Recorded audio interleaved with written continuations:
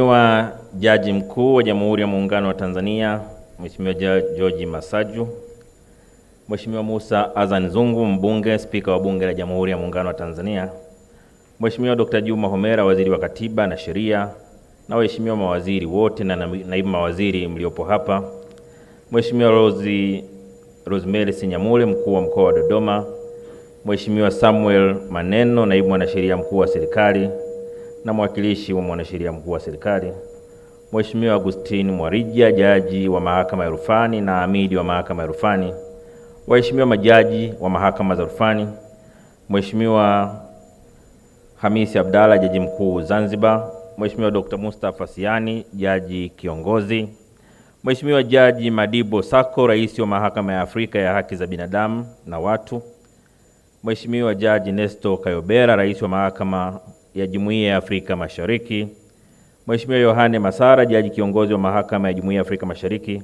waheshimiwa majaji wa Mahakama Kuu, waheshimiwa majaji wastaafu mlioko hapa, Profesa Ilisante Ole Gabriel, Mtendaji Mkuu wa Mahakama ya Tanzania, Mheshimiwa Eva Nkia, Msajili Mkuu wa Mahakama ya Tanzania, Bwana Sylvester Mwakitaru, Mkurugenzi wa Mashtaka, Wakili Boniface Mwabukusi, Rais wa Chama cha Wanasheria Tanganyika, wawakilishi wa wakuu wa vyombo vya ulinzi na usalama, wenye viti wa kamati za Bunge, waheshimiwa wa Bunge, naibu katibu mkuu, makatibu wakuu na naibu katibu wakuu walioko hapa, waheshimiwa mabalozi na wawakilishi wa mashirika ya kimataifa, viongozi wa dini, viongozi wa mila, ndugu wanahabari, wageni waalikwa, mabibi na mabwana. Mheshimiwa Jaji Mkuu, kama walionitangulia walivyozungumza, nami napenda nianze hotuba yangu kwa kumshukuru Mwenyezi Mungu kwa kutujalia uzima na kutuwezesha kukutana hapa kwa ajili ya siku ya sheria nchini inayoashiria kuanza kwa shughuli za mahakama katika mwaka huu. Kwa kuwa hatujapata fursa ya kukutana kabla, napenda niwatakie nyote heri ya mwaka mpya wa mahakama na mwaka mpya wa kalenda ya mwaka 2026. Aidha, napenda kumshukuru kwa dhati Mheshimiwa Jaji Mkuu kwa kumwalika Mheshimiwa Rais Dr. Samia Suluhu Hassan, Rais wa Jamhuri ya Muungano wa Tanzania, kuwa mgeni rasmi kwa maadhimisho ya siku ya sheria nchini. Hata hivyo, kutokana na wingi wa majukumu alionayo, amenipa heshima ya kumwakilisha. Vile vile napenda kutumia fursa hii kuwapongeza watumishi wa mahakama na wadau wake wote kwa kuendelea kutekeleza jukumu muhimu la utoaji wa haki nchini. Mheshimiwa Jaji Mkuu, kama ambavyo nimesema, Mheshimiwa Rais amenituma kumwakilisha. Kwa hiyo ninayoanza kuyasema hapa kuanzia sasa si yangu, ni ya kwake.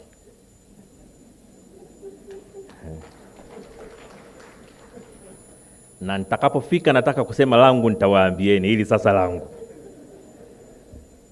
Kwa kuanzia hapa ninapoanza, unapotafakari huko wewe tafakari Mheshimiwa Rais amesema. Naanza. Na hata sauti, fikirieni kama mnaisikia sauti yake hivi, lakini naanza.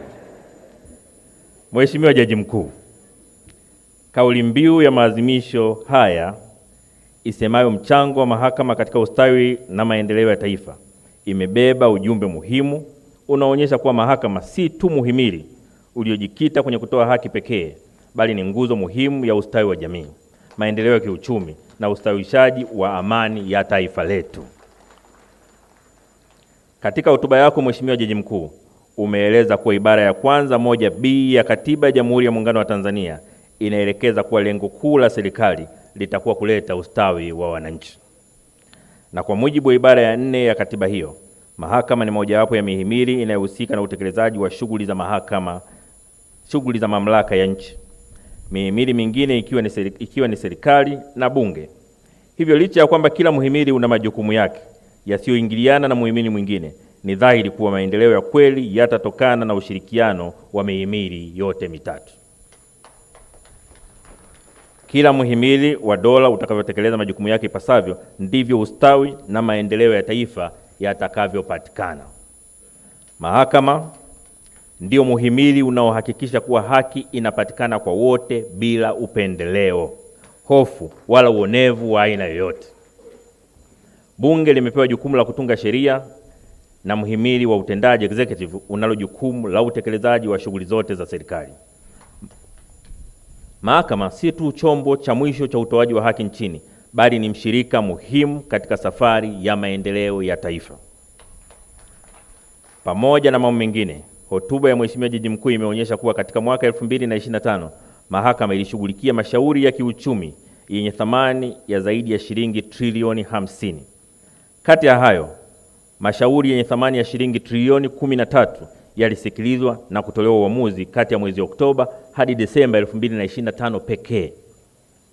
Vile vile, kwa upande mwingine, natambua kuwa mahakama inaposikiliza na kutoa maamuzi kwa wakati kwenye mashauri ya jinai inatoa mchango wake kwa kuimarisha amani na utulivu wa jamii, na hivyo kuwezesha kufanyika kwa shughuli za kiuchumi na kijamii.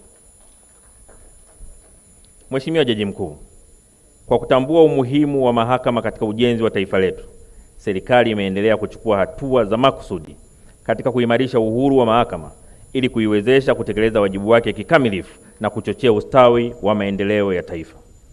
Lengo kuu la hatua hizi ikiwa ni sehemu ya utekelezaji wa dhamira ya serikali ya kujenga taifa lenye amani na uchumi jumuishi na uimara. Aidha, serikali itaendelea kushirikiana na mahakama katika ujenzi wa miundombinu ya mahakama, kuimarisha rasilimali watu na kuboresha maslahi ya watumishi wa mahakama, na kusogeza huduma za utoaji haki karibu zaidi na wananchi, hususan kupitia mpango wa ujenzi wa mahakama ya mwanzo na kata nchini zisizo mahakama za mwanzo. Mheshimiwa Jaji Mkuu, kwa watumishi wa mahakama niseme tu, nitamwambia Rais kwamba niliposema ataboresha maslahi ya watumishi katika mahakama, watumishi walinyamaza kupiga makofi.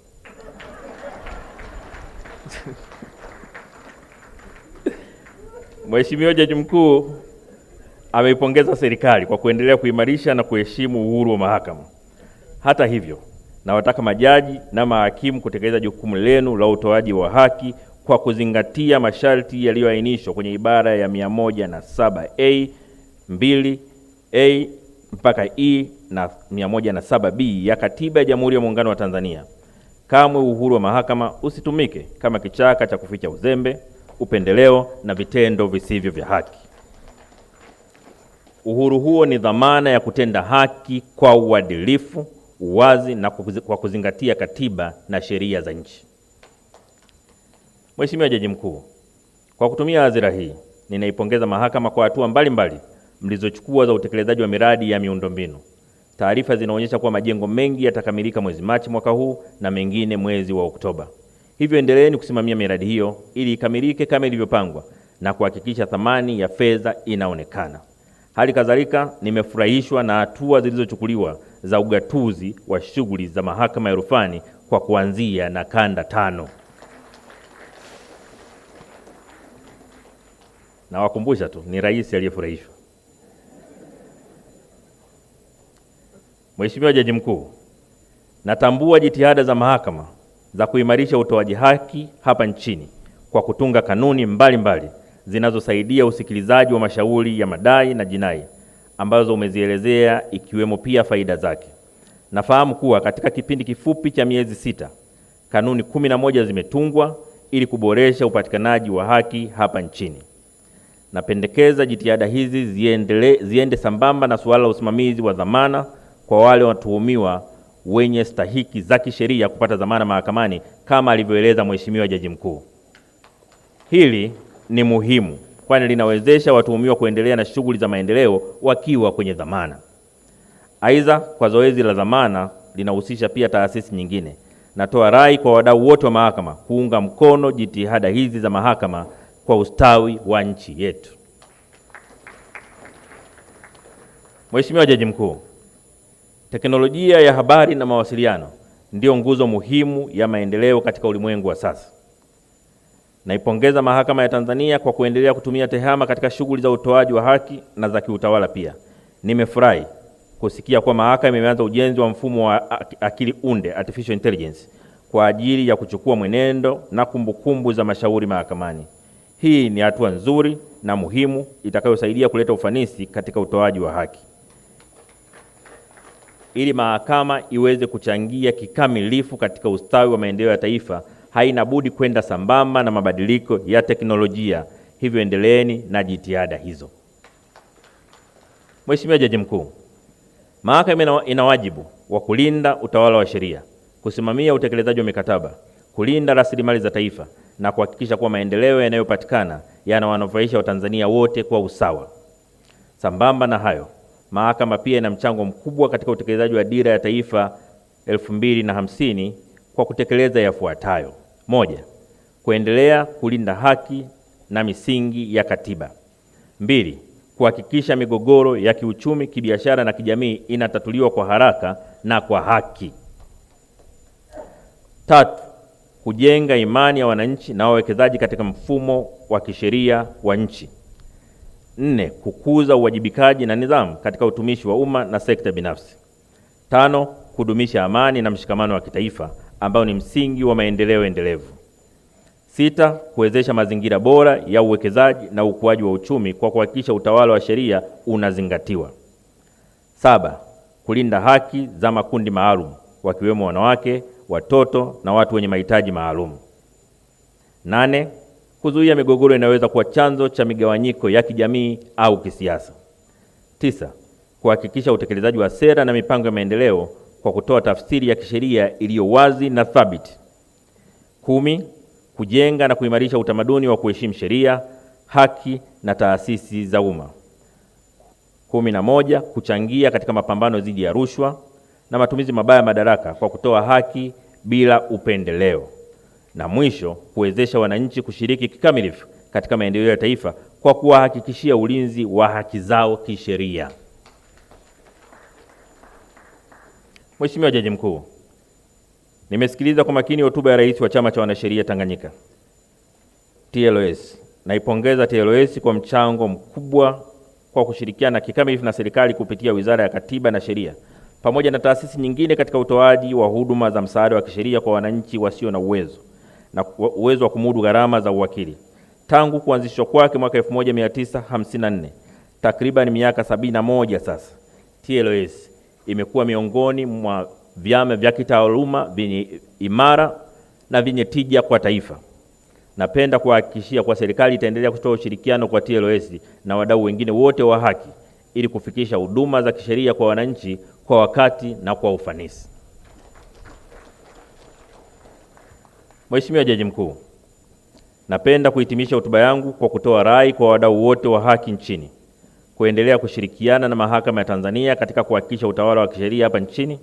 Aidha, na washukuru wote mliohudhuria maadhimisho haya. Mahudhurio haya makubwa yanadhihirisha utayari wenu wa kushirikiana na wadau wengine wa haki katika kuhakikisha upatikanaji wa huduma bora katika mwaka huu. Mheshimiwa Jaji Mkuu, kabla sijamaliza haya ninayosema sasa yangu. Haya sasa ya makamu wa rais. Ya rais tunamaliza hapo, tunakomea kwanza hapo, afu tutakuja kumalizia kipengele cha mwisho cha rais. Nitaka kusema hivi, kwanza namshukuru sana Rais wa Chama cha Wanasheria. Ametuasa viongozi kwamba sio vizuri kuendelea kuzungumzia yaliyojiri tarehe 29. Kwa sababu tarehe 29 Oktoba, kwa sababu yanatuonesha vidonda na pengine anaweza pia asisaidie sana katika mchakato wa haki. Sasa niseme kwanza nakubaliana naye 100%. Na pili, naongezea pale aliposahau kwamba sio viongozi wa serikali peke yake, na viongozi wa vyama vya siasa, taasisi za kijamii na wanaharakati.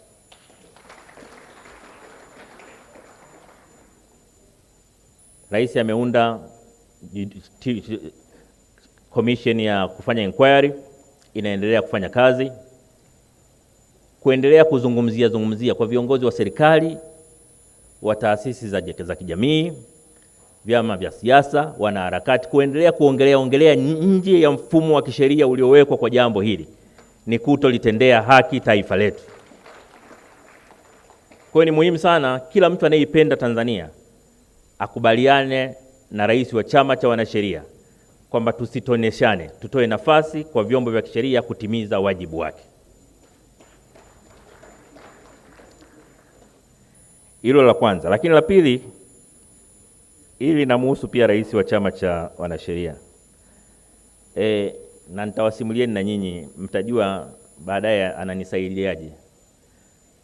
Mwaka 2005 wakati wa uchaguzi wa ubunge pale Songea mjini, siku moja kwenye kampeni, baada ya kumaliza kuzungumza kuomba kura, wananchi wakapewa nafasi ya kuuliza maswali. Mwananchi mmoja akainuka akasema, sisi bwana, hayo yote uliyoongea tumeyaelewa, lakini sio muhimu sana. Mimi na wenzangu tuko hapa 15, tuna mechi kesho, tunataka mipira. Tunataka mipira kwa ajili ya kesho, tarehe ya uchaguzi mechi itakuwa imeshapita. Sasa yuko rafiki yangu mmoja anaitwa Rajabu, alikuwepo pale, akaomba kipaza sauti, natoa 500 hapa kwa ajili ya mipira. Afa akatoa anaweka namna hii. Mara pap, tulikuwa tumesahau kama nayegombea naye ni wakili Mbogoro. Uchaguzi umeisha, mimi nimetangazwa mshindi. Mbogoro kaenda kafungua kesi. Na lalamiko la kwanza, kutoa rushwa. Mimi nimeita wanasheria, nimekaa nao pale, naambia hii kesi, mbona hamna kesi hapa? Wakaniambia, mheshimiwa, hebu tuitazame. Wakapitia, wakauliza kuhusu ushahidi, wakaambiwa mkando video, jamaa akipeperusha hela. Wale wanasheria, maadvocate wenzake na Mwabukusi wakasema, mheshimiwa, hapa huna pa kutokea. Katika sheria ama umefanya wewe ama ajenti wako, huyu atatambulika kama ajenti wako. Labda pale pale alipotaka kutoa hela ungechukua kipaza sauti useme sio mchango wangu, si usiki nao. Hukusema chochote, ulipiga makofi. Sasa anaambia, jamani, mimi ubunge wenyewe ndio mara ya kwanza tunaingia, hata miezi 3 sina, mnataka mnichomoe? Nawaambia mawakili wangu, tunafanyaje? Wakasema tuachie tukatafakari. Wamekaa masaa 3 hivi, wakarudi. Wakasema, wana, hapa namna pekee ya kukuokoa ni PO.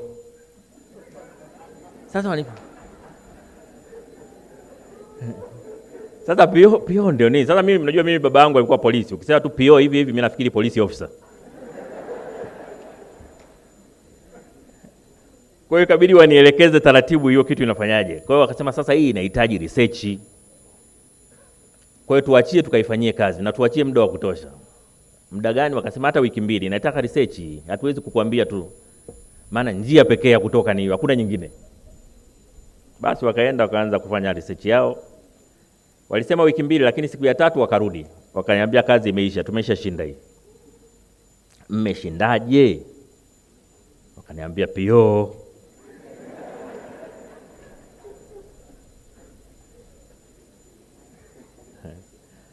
Wakili aliyemtumia Mbogoro hajalipa ada ya wakili.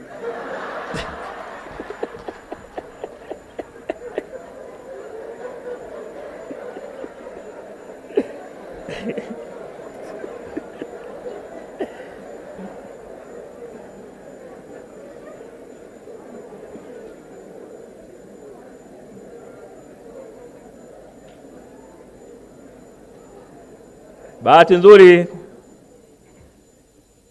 tukiwa kule mtaani tunasema ngoma ikaenda mahakamani. Habari ikaenda mahakamani. PO, jaji akasema PO hii imesimama. Kesi nje.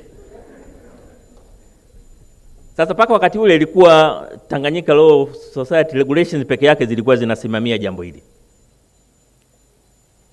Lakini kwa kesi ile sasa, na bahati ikaenda pia rufaa uamuzi ukasimama mahakama ya rufaa. Sasa ilipoenda mahakama ya rufaa ndio sasa ikishaenda kwenye mahakama ya rufaa inageuka kuwa nini? Sheria. Kwamba sasa sio administrative issue tena, ni mandatory. Na wanasheria wote wanajua, mawakili wote wanajua. Kwa hiyo nilichotaka kusema ni kwamba kipato cha TLS kiliongezeka kwa sababu ile kesi yangu. Sasa Mwabukusi, mnanisaidiaje?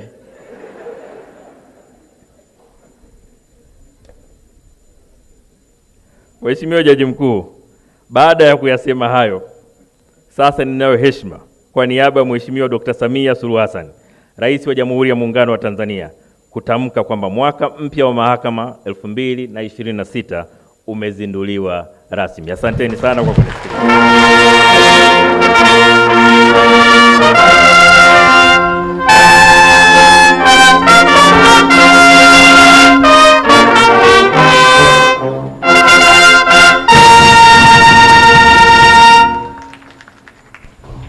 Asante sana Mheshimiwa mgeni rasmi, viongozi na